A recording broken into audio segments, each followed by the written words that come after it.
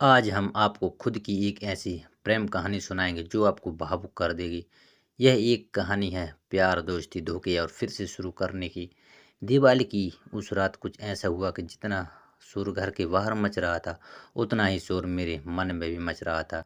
मुझे आज खुद पर यकीन नहीं हो रहा था। क्या मैं वही आकाश हूँ जो कल था? कल तक सब ठीक था, फिर आज क्यों मुझे कुछ भी अच्छा नहीं लग रहा था?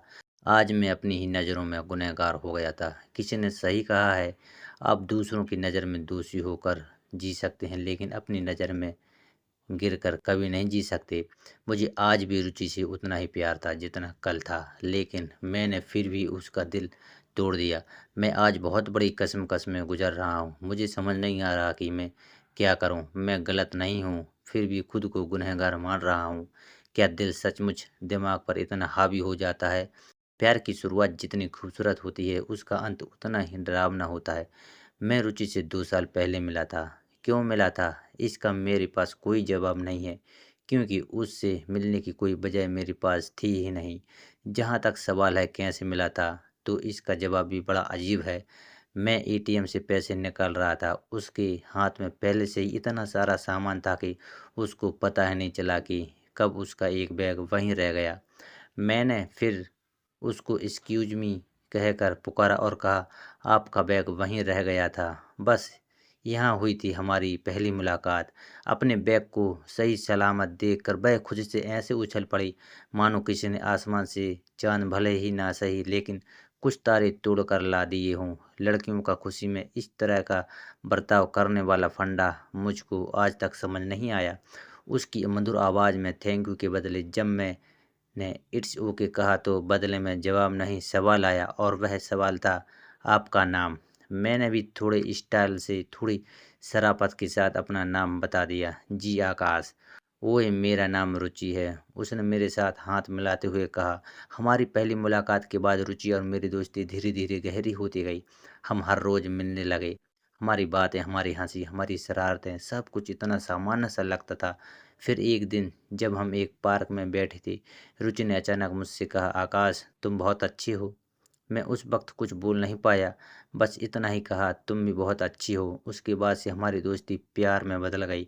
हम एक दूसरे के बिना रह नहीं सकते थे। हमने साथ में बहुत सारे खूबसूरत पल बिताए।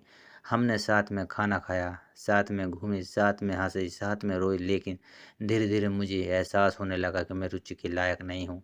मैं उसके लिए कुछ भी नहीं कर सकता था। मैं हमेशा उसे निराश ही करता था।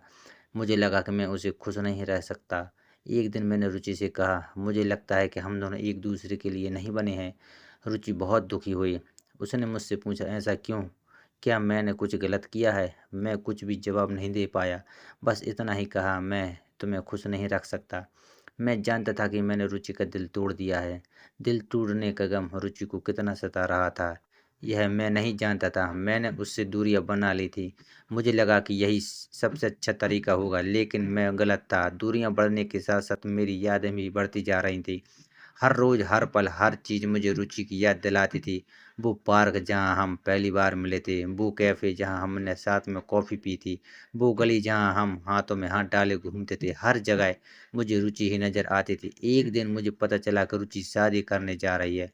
यह सुनकर मुझे बहुत बुरा लगा। मैंने सोचा कि मैं उसे कभी भूल नहीं पाऊँगा, लेकिन शायद यह सच था कि समय सब कुछ ठीक कर देता है। मैंने रुचि को एक पत्र लिखा। उस पत्र में मैंने उसे बताया कि मैं उसे कितना प्यार करता हूँ और मैं हमेशा उसके लिए दुआ करता रहूँगा। मैंने उससे अपनी ज़िंदगी में खुश रहने के लिए कहा। कुछ दिनों बाद मुझे रुचि का जवाब मिला। उसने लिखा था कि वह भी मुझे बहुत याद करती है, लेकिन अब सब कुछ बदल चुका है। उसने मुझे माफ़ कर दिया था। उसने मुझे अपनी ज़िंदगी में खुश रहने के लिए कहा। रुचि का पत्र पढ़कर मुझे बहुत अच्छा लगा। मुझे लगा कि अब मैं आगे बढ़ सकता हूँ। मैंने अपनी ज़िंदगी को फिर से शुरू करने का फ़ैसला किया। तो दोस्तों, यह थी आज की कहानी। अगर आपको मेरी कहानी पसंद आई तो कृपया मेरे चैनल को सब्सक्राइब करें और घंटी दबाकर सभी नोटिफ़िकेशन चालू कर लें, ताकि आपको अगले वीडियो की सूचना सबसे पहले मिल सके। आपके प्यार और सपोर्ट के लिए धन्यवाद।